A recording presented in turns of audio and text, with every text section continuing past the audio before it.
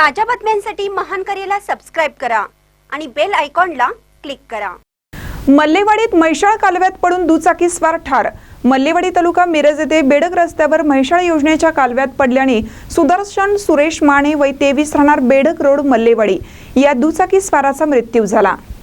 मल्लेवाडी येथे शेती करणारा सुदर्शन माने हा MH09 AX 9326 या दुचाकीवरून दिनांक 26 रोजी रात्री 8:30 वाजता मल्लेवाडी ते बेडग रस्त्याने घरी जात होता। चव्हाण वस्तीकडे जाणाऱ्या कच्च्या रस्त्यावर वळणावर भरधाव दुचाकीसह म्हैसाळ योजनेच्या कालव्यात पडून तो गंभीर जखमी झाला। सुदर्शन यास त्याच्या नातेवाईकांनी उपचारासाठी मिरज सिव्हिल हॉस्पिटलमध्ये दाखल केलं, मात्र पाण्यात बुडाल्याने व डोक्यास मार लागल्याने त्याचा मृत्यू झाल्याचे डॉक्टरांनी घोषित केलं। या प्रकरणी ग्रामीण पोलिसांनी भरधाव वेगाने दुचाकी चालवून स्वतःच्या मृत्यूस व दुचाकीच्या नुकसानीस कारणीभूत झाल्याबद्दल मृत सुदर्शन माने याच्या विरुद्ध गुन्हा दाखल केला आहे। महानकरी न्यूजसाठी आदी माने, मिरज।